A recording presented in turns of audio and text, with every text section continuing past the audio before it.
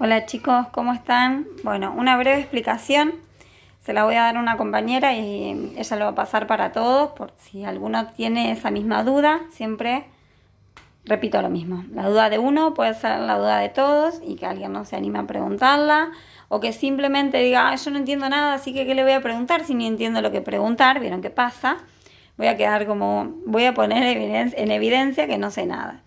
No, eso no tiene que pasar, pregunten lo que tengan que preguntar, se va a ver, no se preocupen, cada uno obviamente que va a ir a su ritmo, traten de ayudarse entre ustedes y traten de preguntar todo aquello que sea necesario. Bueno, vamos a empezar acá. La pregunta era respecto del ejercicio que decía CO y ese compuesto y después abajo marcaba un montón de cosas. Como yo acá marco arriba algo de teoría, un poco de la teoría es respecto de, estoy mirando qué es lo que les mandé para saber bien. Van a notar que empezamos a trabajar ahora con compuestos inorgánicos. Sabemos que la química inorgánica es una química dentro de todo cortita, tiene muy pocos compuestos y no son tan complicados ni tampoco es tan complicado de nombrar. Por lo tanto, vamos a empezar a trabajar obviamente con los más sencillos. Los compuestos los vamos a clasificar según la cantidad de elementos químicos que tengan. En este caso es un compuesto binario porque los óxidos son compuestos binarios porque tienen dos elementos químicos. En este caso estamos hablando, por ejemplo, de el oxígeno, obviamente que para ser un óxido tiene que tener oxígeno y otro elemento químico. Por lo tanto, ¿cómo puedo definir óxido? Compuesto binario formado por oxígeno y otro elemento químico. Si ese otro elemento químico es un metal, entonces ese óxido es un óxido básico, ¿sí? Ahora, habíamos estado trabajando con los números de oxidación y medio como que habíamos entendido cómo colocarle y asignarle un número de oxidación a un compuesto, pero no sabíamos para qué nos servía. Bueno, sirve para muchas cosas, como yo les decía. Vamos a empezar a ver el tema de la formulación, cómo formular un compuesto o en el caso de que ya me lo den formulado, cómo poder identificar el número de oxidación para poder nombrarlo. ¿Por qué me sirve esto? Me sirve porque hay elementos químicos como el cobalto, cuyo número de oxidación, si uno mira en la tabla periódica, no es uno solo. Hay elementos químicos que tienen 2 números de oxidación posible, hay otros que tienen 3 números de oxidación posible. ¿Y eso qué significa? Significa que a veces van a actuar con uno, que otras veces van a actuar con otro, dependiendo la situación en la que estén, ¿sí? Y cuando actúan con uno u otro número de oxidación, forman compuestos químicos diferentes, tan diferentes que un óxido de cobalto actuando con un número puede ser un antídoto contra la picadura de algo y el otro puede ser un veneno. Así es la diferencia, es abismal. Por esa razón es tan importante saber nombrar bien un compuesto químico, ¿sí? Y por esa razón la UPAC, que es la Unión Internacional de la Química Pura y Aplicada, determina internacionalmente la nomenclatura para que no haya ningún tipo de dudas a la hora de formular y nombrar un compuesto y que a nivel internacional todos estemos hablando el mismo idioma, ¿sí? ¿Por qué? Porque ustedes imagínense que cuando estamos hablando, por ejemplo, de patentar un medicamento, bueno, todo eso tiene que pasarse y todos tenemos que, no puede haber ni una mínima confusión. Imagínense si hubiese una confusión ahora en el momento en el que saquen una vacuna para, para el coronavirus, ¿sí? Tendría que ser todo exacto y esto es netamente química. Así que bueno, vamos a seguir viendo entonces, ya sabemos la importancia de nombrar bien un compuesto. Ahora vamos a ver bien cómo podemos encontrar el número de oxidación y en base a ese número de oxidación saber nombrarlo, ¿sí? Nosotros solamente tenemos en claro cuando a nosotros se nos presentó esta fórmula COO que hay un átomo de cobalto y un átomo de oxígeno, porque acá como subíndice, aunque no se escriba, estaría ese 1. Uno no lo escribe al 1, obviamente, escribe si hay un 2, si hay un 3. Esto me indica que la fórmula, una molécula, podríamos decir, que en este caso no es, después les explico por qué, contiene un átomo, las relaciones en este caso, hay un átomo de cobalto y un átomo de oxígeno, ¿sí? Sabemos que el oxígeno tiene número de oxidación 2 en los óxidos, siempre va a ser así. Lo que no sabemos es cuál es el número de oxidación del cobalto. Pues bien, acá es bien sencillo. Si yo sé que acá hay un átomo de cobalto, de oxígeno, y que la suma algebraica de los números de oxidación me debe dar 0, acá no hay otra que sea un más 2, porque más 2 menos 2 me da 0. ¿Es un número posible dentro de los números de oxidación del cobalto? Miro la tabla, sí es un número posible. Por lo tanto, listo, todo bien. Yo siempre les digo que para mí esta es la mejor manera de aprender a adjudicar número de oxidación a un compuesto, a un elemento en un compuesto. ¿Por qué digo eso? Porque después puede pasar que uno tenga un compuesto muy grande, un compuesto cuaternario, por ejemplo, de 4 elementos químicos, y con esto se complica. Si yo hago esto, que es lo que, fíjense que en la teoría muchos libros lo dicen como una manera sencilla, que es lo de intercambiar los números de oxidación y colocarlo como subíndice del otro elemento para saber la atomicidad. Miren acá. El cobalto, actúa con más 2, lo paso como atomicidad del oxígeno, del otro elemento. El oxígeno actúa con menos 2, lo paso en valor absoluto, es decir, sin el signo, como la atomicidad del cobalto. Como los dos son números simplificables entre sí, entonces, ¿qué hago? Los simplifico. Simplifico y me queda 1 y 1, y por lo tanto la fórmula empírica de este compuesto es cobalto-oxígeno. Un átomo de cobalto por cada átomo de oxígeno, ¿sí? La mejor manera para mí, chicos, es esta, la de sumar los números de oxidación. ¿Por qué? Porque les va a servir para cualquier compuesto, de la química orgánica, de la química inorgánica, para iones. Para mí es la mejor forma. Acostúmbrense, yo prefiero a esta. Fíjense en que cuando uno le va agarrando la mano, ni siquiera hace falta armar la formulita que hicimos el otro día, ¿sí? Yo de hecho jamás la hago y te va saliendo de a poquito, te vas dando cuenta, ¿sí? Porque vos vas sumando, acá decís 1 por menos 2, ¿cuánto es? Menos 2. Y bueno, entonces acá tengo un 1. 1 por, ¿qué número tendría que estar acá? El más 2, no hay otra, para que más 2 menos 2 te dé 0. Ahora, vamos de nuevo. Ya pudimos entender ahora que el cobalto está actuando con más 2. ¿Podría estar actuando el cobalto con más 1? No, porque no es un número de oxidación del cobalto. Los números de oxidación del cobalto, ¿quién me los da? La tabla periódica, ¿sí? Por lo tanto, si a mí me dio ahí más 1, estoy cometiendo un error. Vamos ahora a ver el tema. ¿Hasta acá vamos bien? Bueno, vamos a ver ahora esto que pongo acá, que es que lo dice en algún momento, algún ejercicio. Me está hablando de que cobalto y oxígeno son compuestos iónicos, puse allá, acá. ¿Qué quise decir?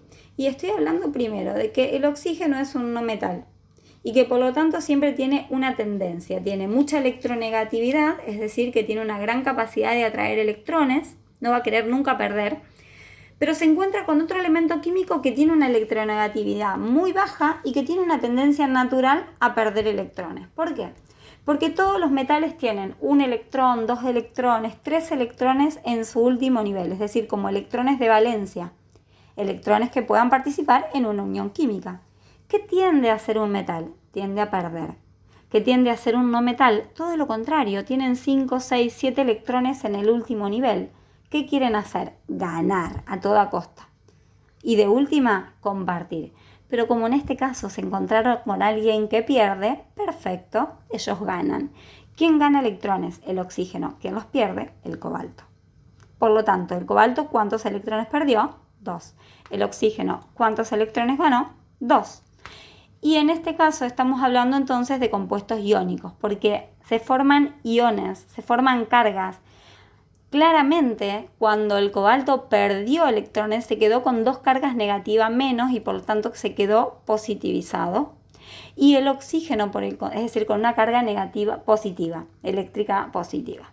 Y el oxígeno, por el contrario, tiene 2 electrones más y por lo tanto tiene más cargas negativas, quedó con carga negativa. ¿Qué decimos entonces? Que se formaron iones y este compuesto es un compuesto iónico. Los compuestos iónicos no forman moléculas, no forman unidades que podamos separar claramente. ¿Por qué? Porque hay atracciones electrostáticas entre todos lados. ¿Por qué? Porque cuando un cobalto positivo se encuentra cerca a un oxígeno negativo, siente una atracción de tipo electrostática, de cargas eléctricas. ¿Y por dónde? Por cada lugar en el que encuentre que hay otro oxígeno negativo.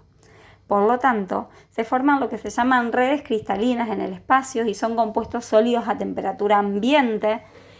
Y es un compuesto iónico muy claro para que ustedes tengan en cuenta y que a partir de ahí puedan deducir todas las características de un compuesto iónico, es la sal de mesa, que es cloruro de sodio. Es un compuesto netamente iónico, y piensen en qué características tienen. Son sólidos a temperatura ambiente, por lo tanto tienen altos puntos de fusión y de ebullición. Miren todas las características que estoy deduciendo, y a partir de ahí cada compuesto iónico que encuentro, tiene estas características, ¿sí?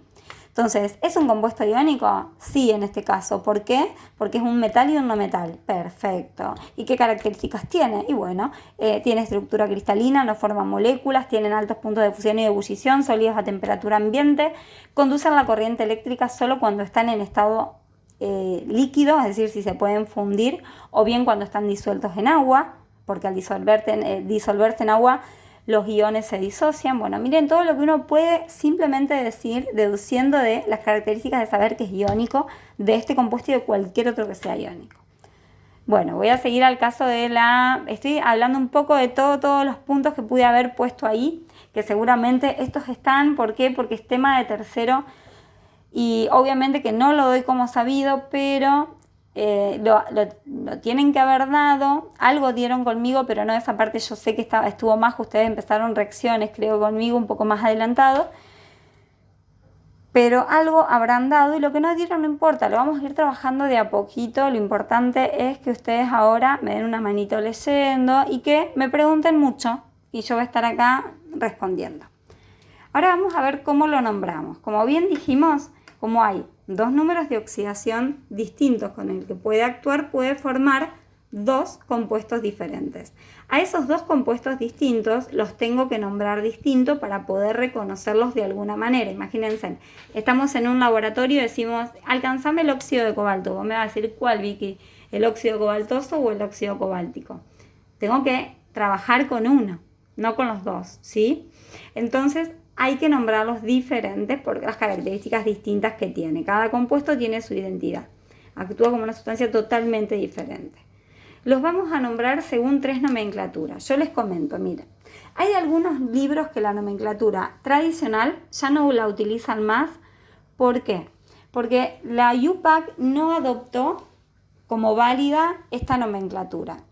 Pero ¿qué pasa? Pasa que dentro de la comunidad científica no todos son químicos, y hay muchos químicos, además muy prestigiosos, que se quedaron con nomenclaturas viejísimas trabajando. ¿Qué pasa dentro de las otras áreas? Y pasa que esto no se usa en química nada más. Imagínense los médicos, biotecnólogos, bueno, lo que fuere, trabajan como una ciencia auxiliar la química y necesitan de la química para poder armar un montón de cosas, trabajar, explicar fenómenos. Entonces, dentro de sus cátedras siguen utilizando la nomenclatura tradicional. Por esa razón, yo la sigo trabajando, muchos libros la siguen incorporando. Este libro nuevo de Aprende Química Haciendo, algo así se llama, Aprender Química Inorgánica, o Química Inorgánica Aprende Haciendo, se llama así. Bueno, ese nuevo libro que a mí me encantó, no la trabaja directamente a la nomenclatura tradicional. Está muy bien, me parece perfecto.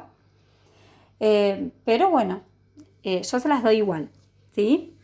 Ahora, la nomenclatura tradicional por numeral de stock y por sistemática. Tanto la por numeral de stock como la sistemática sí son válidas. A mí la sistemática no me agrada personalmente, pero el que quiere escribirlo está muy bien. El que quiere practicar los tres, yo se los doy a los tres para practicar, pero después en los exámenes creo que los tres nunca los pido. Simplemente porque la por numeral de stock me parece mucho más sencilla.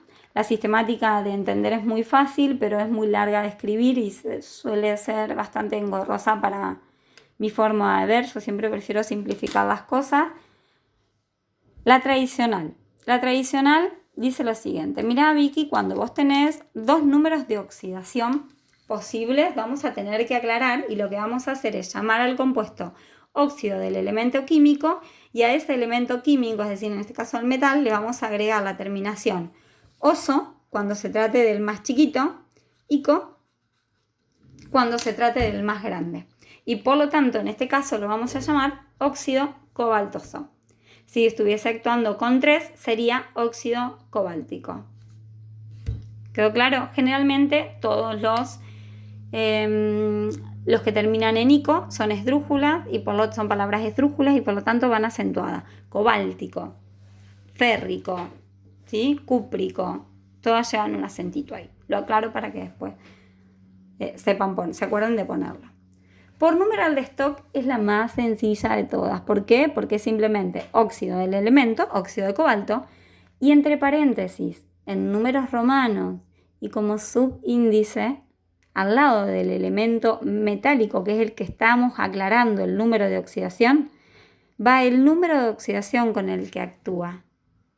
Y acá nos aclara todo. Yo veo la fórmula y veo el nombre y digo óxido de cobalto. El oxígeno sé que actúa con -2, el cobalto con +2, listo, me dice todo esta fórmula, este nombre, perdón. Para mí, la más sencilla, la más válida, pero bueno, cada uno después verá cuál le resulta más fácil. La sistemática, en cambio, coloca prefijos según las cantidades de átomos que hay en la molécula. Por lo tanto, en este caso tengo un átomo de cobalto y un átomo de oxígeno. Es monóxido de cobalto, ¿sí? Bueno, es muy sencillo también esta, pero bueno, se complica más cuando tenemos compuestos con más cantidades de átomos y empezamos a trabajar con un montón de prefijos más y a veces nos quedan nombres muy, muy largos y hay que escribirlos y hay que nombrarlos y bueno, para mí es más engorroso. Bueno, chicos, espero que les haya sido válido. Hablé un montón, perdón, vieron que no me puedo controlar. Pero bueno, pregunten todo lo que necesiten, yo estoy acá. A veces no respondo enseguida, pero luego lo hago. No encuentro ahora algo más, traté de hablar un poco de todo. Sí, la fórmula empírica, no sé si lo dije, pero por las dudas lo repito, me marca lo que es la mínima relación de átomos existentes para poder formar el compuesto. ¿Por qué les digo esto? ¿Y por qué no hablo de una fórmula molecular?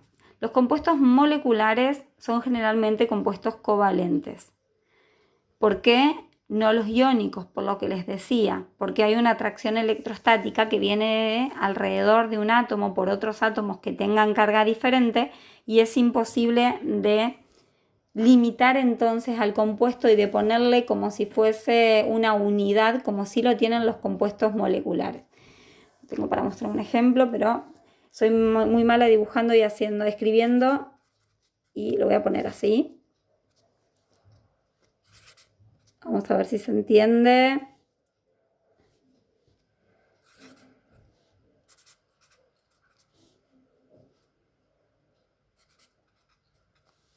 Voy a tratar de hacerlo lo mejor posible.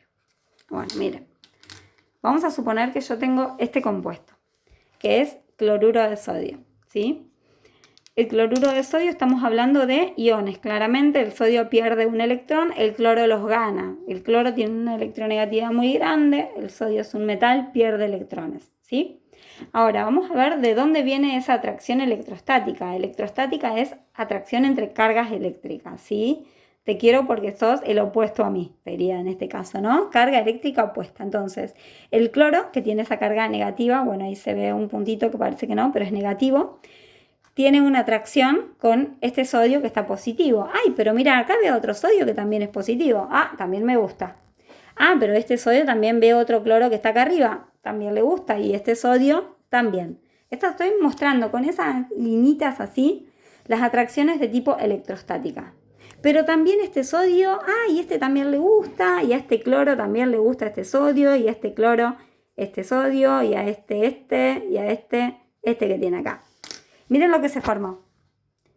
Si yo tengo alrededor de cada uno de ellos, tengo más átomos con cargas diferentes, va a haber también a una determinada distancia en el cual la atracción exista, las fuerzas eléctricas existan, entonces se van a seguir atrayendo y se van a formar compuestos cristalinos.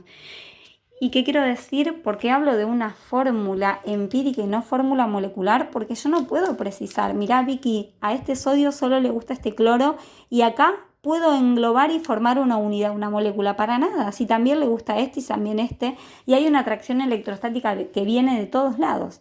A eso me estoy refiriendo. Por eso puedo simplemente precisar que por cada átomo de sodio yo necesito un átomo de cloro para formar el compuesto. Y por lo tanto todos los compuestos iónicos no forman moléculas, sino que forman compuestos iónicos. Estructuras cristalinas. Miren la estructura cristalina esta, cúbica.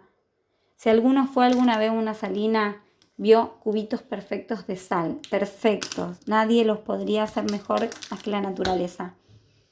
Así como ese cubo hay un montón de estructuras cristalinas. Chicos, no son moléculas. Ahí no se ve. Ahí está, ahí se ve.